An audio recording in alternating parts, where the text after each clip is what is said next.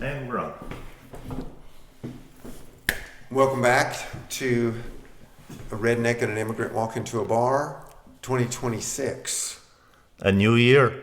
A new year. We had 10 solid episodes, quasi-solid episodes We think they were solid, but in 2025. And here we are surviving into another year.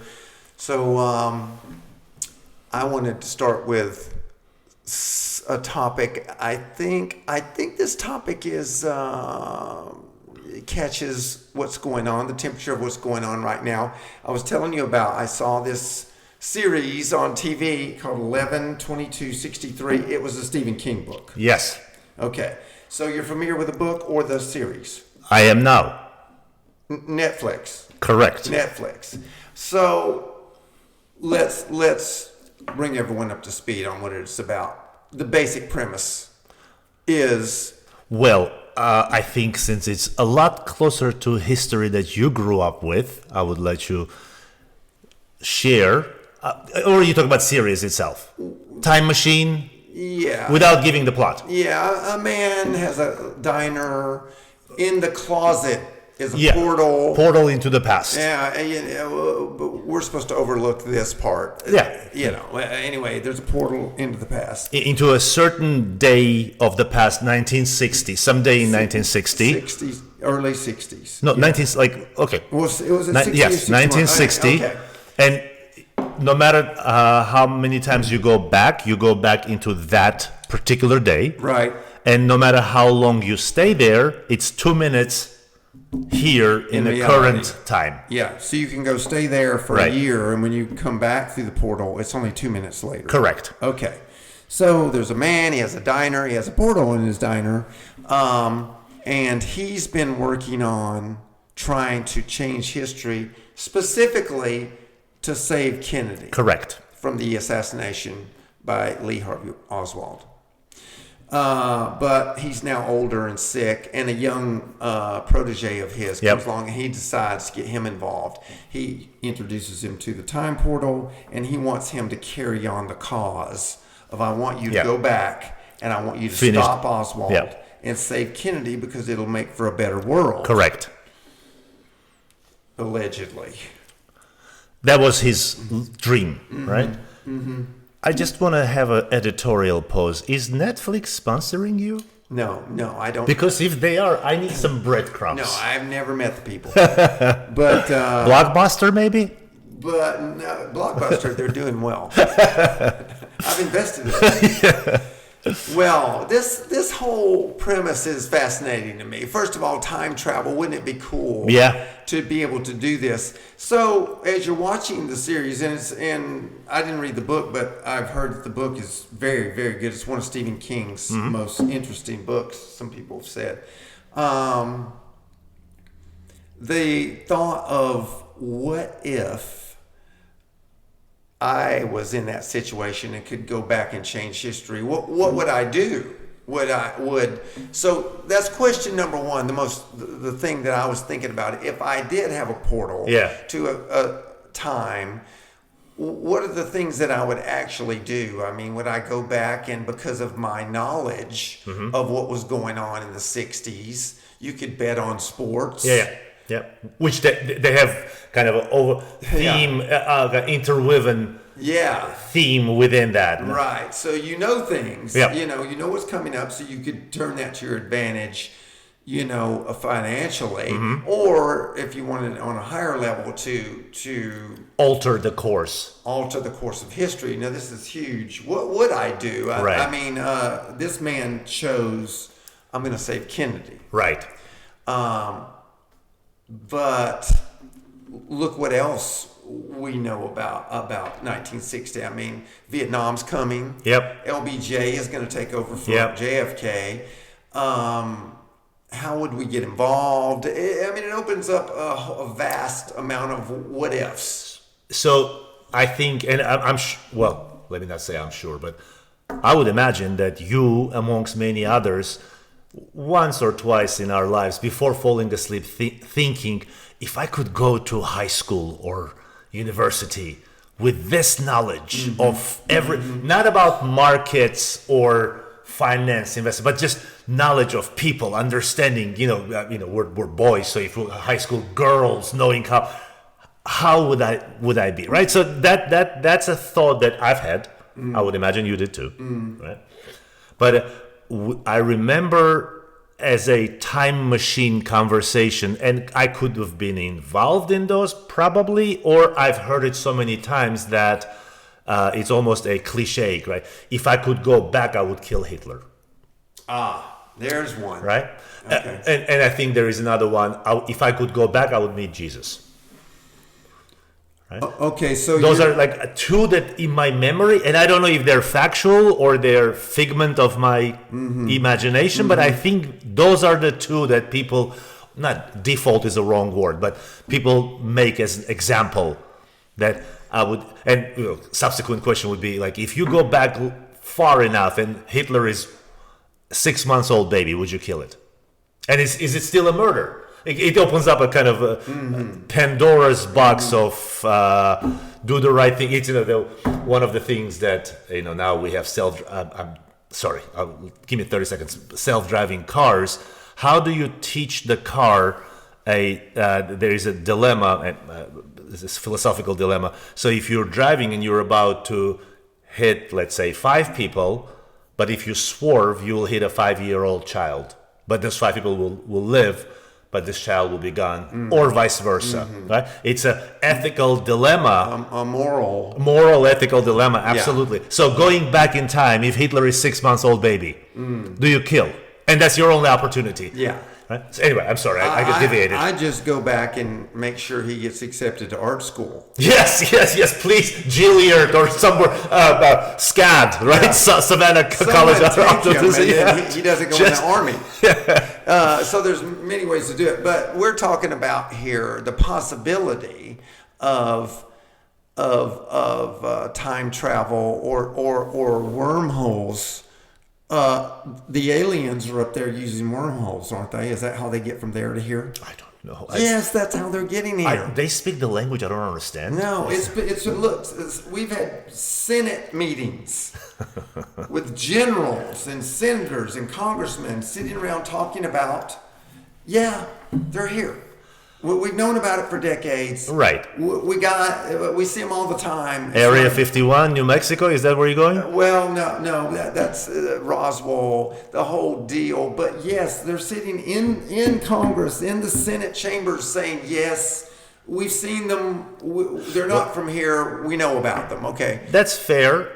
If I may make 2 references. One, since you recommended the series 112063, right? Right. The proper name.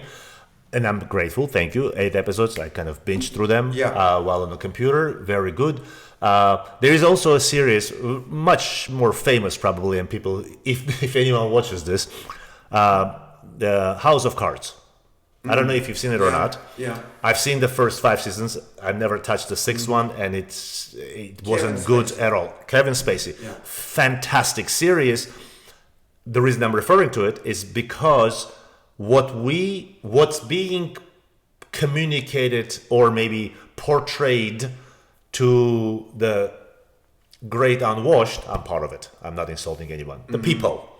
May be very different what is happening behind the doors in the cabinets. And that series shows that really, really well. And Kevin Spacey and all the other actors and actresses crew play phenomenal. But we know, if I could do maybe one very broad brush and say one thing out of the series, is that what is being communicated, what we see and hear, could be either vastly different or a sliver of what is actually has taken place or taking place behind the scenes that is not being necessarily communicated for maybe all the right reasons. I'm not saying they're only lying. That's not an implication. It's just more of a messaging. So aliens amongst us, maybe. And the other reference, I think it was yesterday at Davos or some interview, Elon Musk said he's a alien. He could have been joking. Absolutely. I think he was He joking. could have been high, for all we know. I think Elon, I he's hope you're not watching this. I'm a big fan. I think he Or was not. I don't know. I don't even know you. Well, Coming back to serious. yeah, let's go back. Let's stay there Yep. and get specific with the parameters that Mr. King gave us. Yes. Okay, so we do have a portal. We can go back to this date, Particular date. particular date, and then we're working towards knowing the Kennedy assassination Right. in Dallas is Right. looming.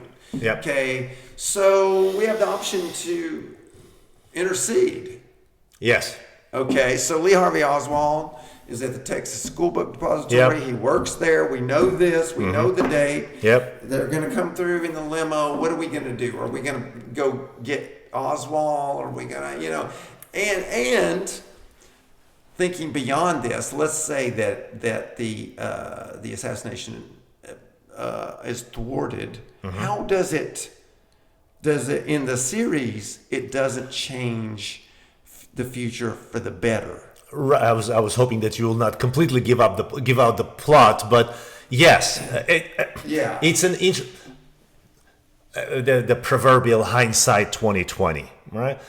In this case, the hindsight 2020 may not be accurate because you're assuming that by, let's say, going back and saving Kennedy or killing Hitler, you're altering the course of history for the better. Right. Exactly. And that could be it's interesting. In the series, they're also referring to this philosophical, maybe, phenomenon called butterfly effect, right? If you touch something, suddenly the whole series of events prolonged in a dimension of time changes so significantly.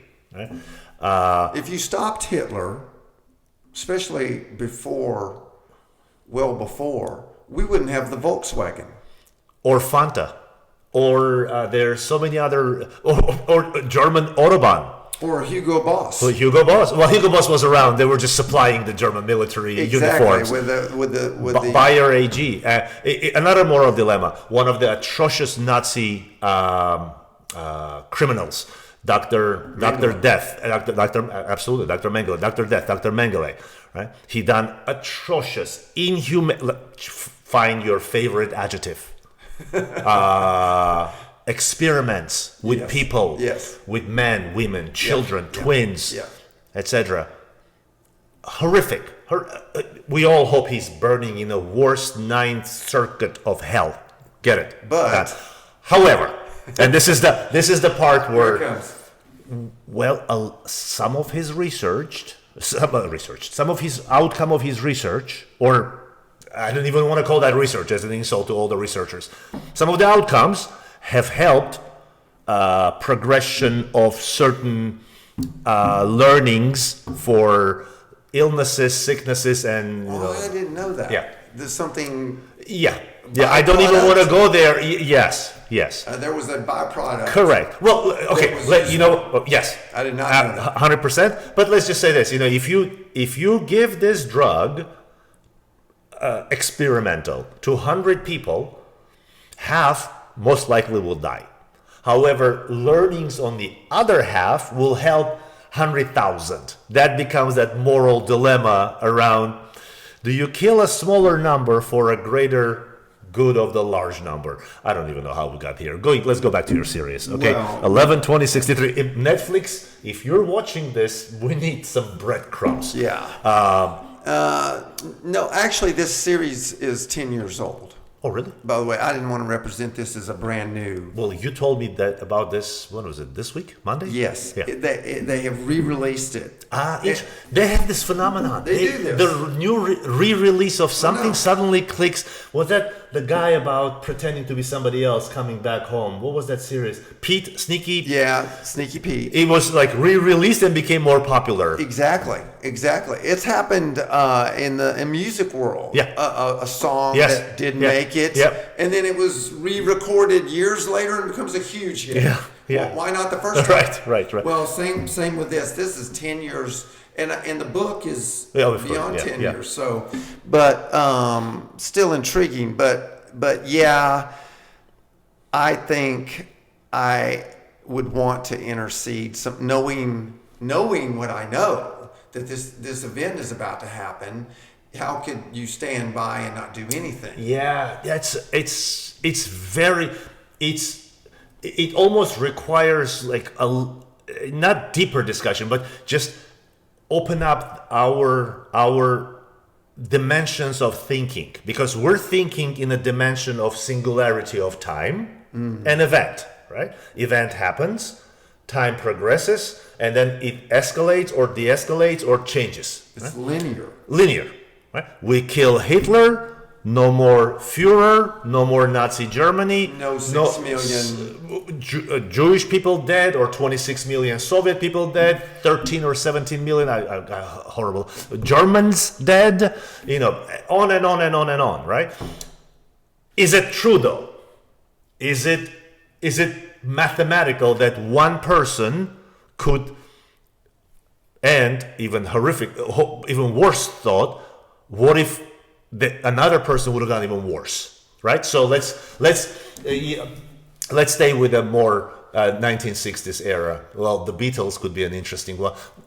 Here you go, 1962, the Cuban crisis. Yep. Okay, so what we know, Soviets put the weapons in Cuba, Yeah. JFK and US, I'm tapping your chest, right, saying if you don't, right, and we came arguably, historically, the closest. There are a couple other events happened, actually interesting ones. We can talk about them in future conversations.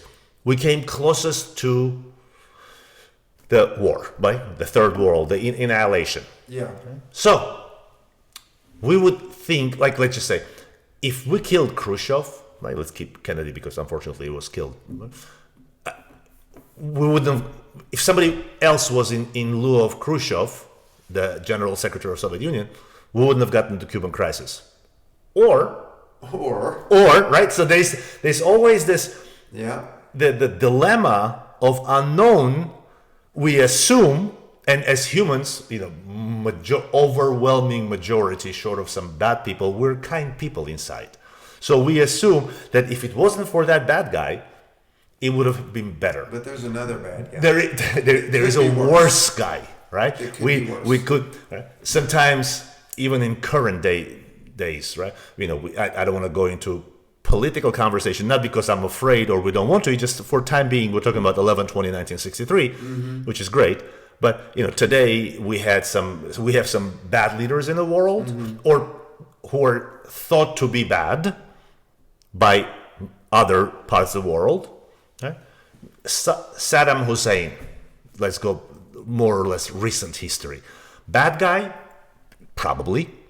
By most of the, did we support him in the earlier parts of his career? We did. Then when we decided he's a bad guy, we took him out. Or Noriega, bad guy, Gaddafi. But then there is a legion of people that may argue the point that either he wasn't a bad guy, he was a good guy, right? Maybe it's minority, or the others would a lot more say after him came worse times than with the bad guy, and this is where. So we could go back in the history. By the way, in that show, 11/20/1963, I think it's 22. 11/22, sorry. 11/22.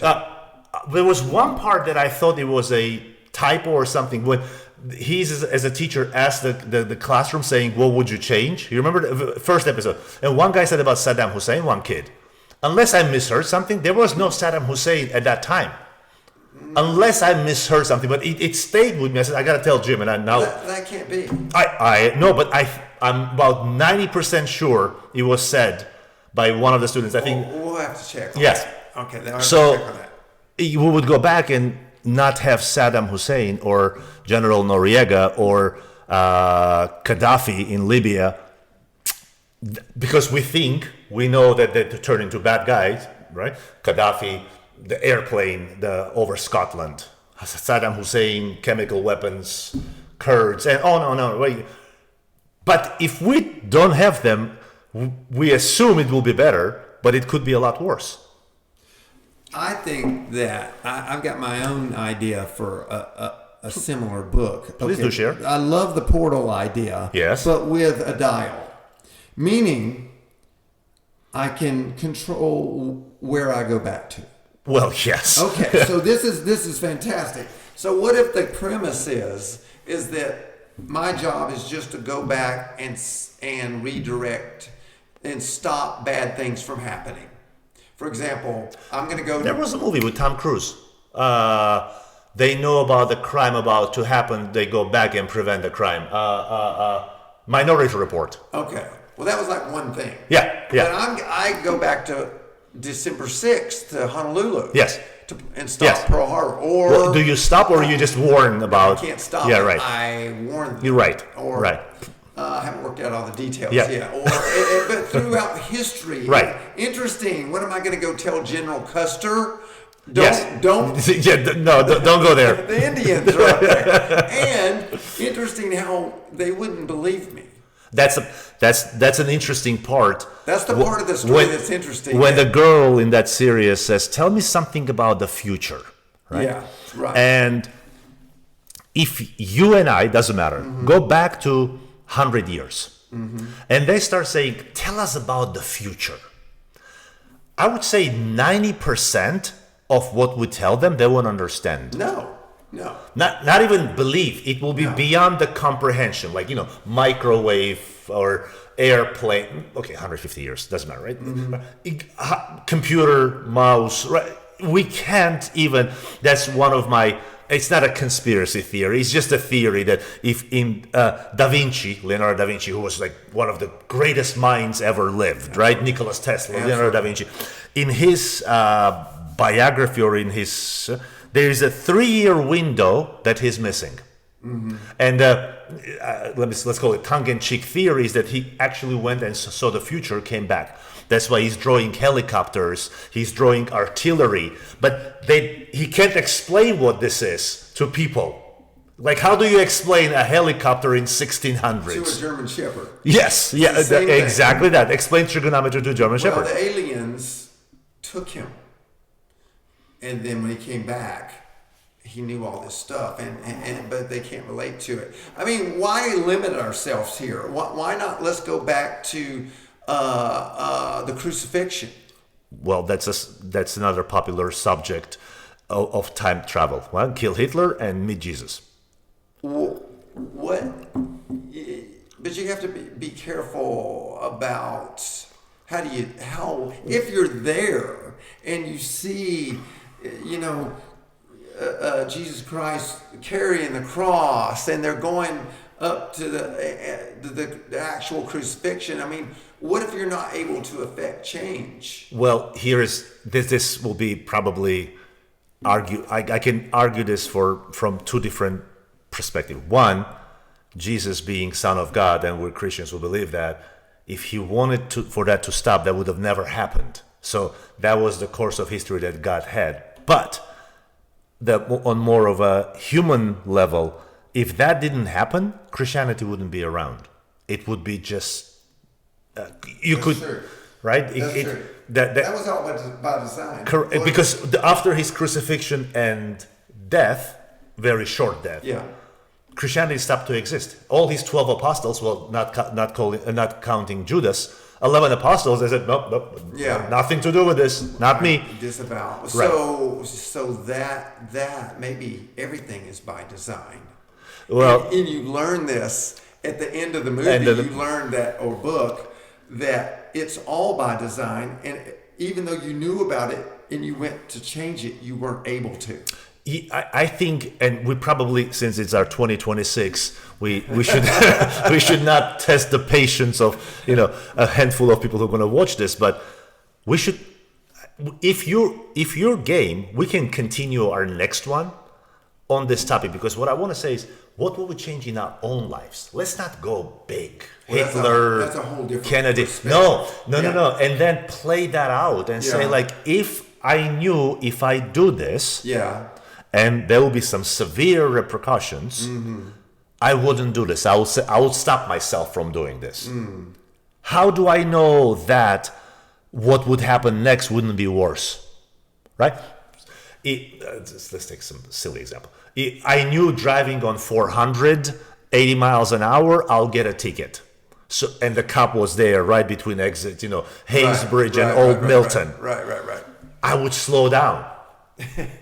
How do I know by slowing down there will not be another much worse accident that would make me not be killed by a correct? truck. Correct. Right? So that's an interesting. Yeah. It's a butterfly effect, but it's almost a rear view with a very unhealthy, I would say, presumptuous assumption about what's going to happen instead. History doesn't want to be changed. And we don't know it, right? It resists being changed. So you said Stephen King's one of his famous or best books. And I at that moment I wanted to interrupt you, but I controlled myself because one of my all-time most favorite ever movies, top 3 easy, arguably 1 or 2 with another one. Let me guess. Short stories. Stephen King short stories. Novella. It would be The Green Mile. No, very close. Stand By Me. Shawshank Redemption. Oh, well, that was next. It's- Okay. And that wasn't a full book. It's a full book. The book's name is the name of the book is Rita Hayworth or Shawshank Redemption. Oh. But the fun thing, I've seen that movie. What's today? Friday, about 1,000 times, and that movie, the whole thing is phenomenal. Yeah. But Morgan Freeman's voice is the movie. It tells the movie. He narrates. Narrates the movie. Yeah. After watching the movie, 500 times, reading the book was so much fun because the whole book was read to me by Morgan Freeman. Oh. You're reading the book, and his voice is reading every word by word by word. Yeah. And let me just give you. There's so many fun facts about that movie. But one, compare book movie difference, and arguably, even though, of course, I have to say book is better, but the movie is good in its own realm. But one interesting difference: Red, who Morgan Freeman plays in the movie, is a short, chubby, red-faced Irish guy. Oh. And the director went way out on a limb to bring a black guy to play Red, Morgan Freeman. But now, if we play that our history butterfly effect, one could argue if Morgan Freeman was not part of that movie, Shawshank Redemption movie as we know it today would not be the Shawshank Redemption movie. I'm not saying this, but it just he is such an intricate part of that movie, and his voice. Yeah. That narration is so key. Yeah. One aspect of 11/22/63 I found intriguing was they were talking about when you look at 1963, the way people dressed. Yes. Even the way people interacted with each other, Sure. spoke to you, everything is vastly different. Sure. It's much more conservative. Absolutely. It's much plainer, more simple. Yes. It seemed life was, the cars and, and the way people interact. And I dare say society, as far as attendance to church, for example, would have been in the 90s. Of course. Now it's Of course. not. Which has an effect where the people, when Kennedy was assassinated, their reaction, regardless of party or anything like that, was this horrified. Yes. Someone has shot the president. And Tragedy. National tragedy. huge national tragedy, regardless of party, Today, I think it would be different because the interesting thing that kicked this whole idea off of me wanting to discuss this was I saw an article that referred to the national, regarding the concept of assassination. Yeah. How the mindset, the tolerance. Yes. Okay, sociological tolerance to the concept of political assassination has become much more tolerant. Absolutely. Whereas in 1963, it would have been huge. I mean, those decade or two. You had JFK, MLK, Bobby Kennedy.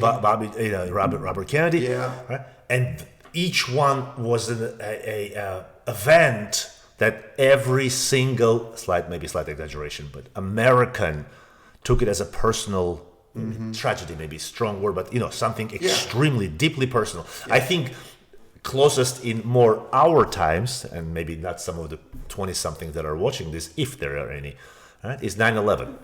All of us related to that as a national tragedy. An attack on us. An attack on us, right? All of us. Not any religious, political, racial, whatever, right? Separation. All of us, period. One of the sentences that says, we were the most united on 9/12/2001 as a nation. Yes. Yeah. All of us. Yeah. Right? Yeah. But your point, I'm sorry, I kind of deviated from your point. You're absolutely right.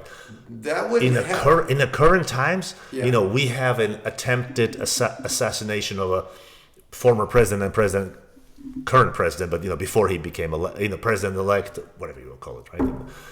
And okay, so some people celebrating, some people deeply mourning, some people, right? But it wasn't a tragic event. And many others, I'm afraid, I'm not afraid, but if I say Charlie Kirk, I didn't say anybody from this side, or I don't want to say, but assassination as an event is no longer this huge, overwhelming thing. It's just like, another one happened. It's too bad. We shouldn't have that. It's not going to galvanize the American public at large. Yeah, I'm afraid to say it's almost a little bit become normalized almost. Well, right? The concept has become more normalized. Right. Of a possibly Columbus High shooting, mass shooting. We still refer to it by name. Mm-hmm. How many have happened since? Many. You said Columbine? Columbine. I'm sorry. There's a Columbus. Columbine. Right. Or Kent State shooting. Right? Yes. We refer to that by name, and we can remember almost the day when it happened, what we were doing, right? But then after that, how many of those happened? And they become, again, normalized is a terrible word to use, but it became not transactional. Was it like it was more accepted? Well, Kent State, I think that was 1970. I could be somewhere off, there. I could be off by a year, but I think it was 1970. And that event, a shooting on a college campus, and a student was killed. More than 3? Was it? I could be wrong. Well, No, I'm not correcting you. I apologize. Well, I didn't come prepared to speak about Kent State. I don't even know why I said about Kent State. But Kent State, we know generally what happened there. And that news event huge was, the way America heard about it and reacted to it collectively. But today... Well, we had that Virginia Tech, when was it, 10, 15 years ago? Yeah. The young man with 2 guns posting online, MySpace, Your-Space, or whatever that was, going, shooting people. Right. We remember that, but not as high in our memory as a name of the event as Columbine or Kent State. Well, I'm afraid, you say, another school shooting. Yeah. That's what we say now. Correct. Not back in 1970. Correct. And I think it will be a poor, not even a parallel, but just when Stalin allegedly said, one death is statistics, one death is tragedy, 1 million statistics, right? I'm not saying about number of deaths on those events, but one event is tragedy. But once it multiplies, right, 10, 20, it now becomes not statistics, but it just becomes more, I don't even know what the right word for this is. I think desensitized. Desensitized would be a very good word. Collectively, as less sensitive. Another school shooting. Yep. Whereas in another time, these were singular events that were not the norm. Yeah, Las Vegas shooter, dozens of people killed and injured. Newtown school shooting, dozens of people, kids and teachers killed. Right. But they almost lost the kind of the headline associated with that in the noise of many others happening. What was that joke by some comedian? I can't remember. Who's the famous London killing guy? They even have a tour after him. The London Jack the Ripper. He killed 3 people. Yeah. That's it. Okay, Jeffrey Dahmer, was probably saying, "Who is that?" That's a weekend for him. I had that for lunch. But Jack the Ripper. It was so big. Is a legend. Legend. 3 or 5 people. I don't even know. And all for 3 people. I mean, he's not even. That's a drive-by. He's not in the top 20 here. Well, there you have it. That's a good. That society back then. Imagine. Right. It's shock. The horror. 100 years later, they do tours of Jack the Ripper, excursion tours. You get a tour. Yeah.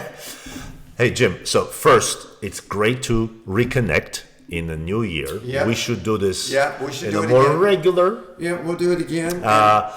Thank you for recommending the wonderful series. It was really one good binge. Really intriguing. And great to see you, my friend. All right, let's put a bookmark here. And See thank next you one. very much for people who are watching us. Who are you talking to? I have no idea, but I would love to see a comment. just- I haven't seen one comment. nobody We have people out who subscribe. We have people who like. You're but not. You're not about to say subscribe and like, are you? Because it's so cliche. Bye, yo.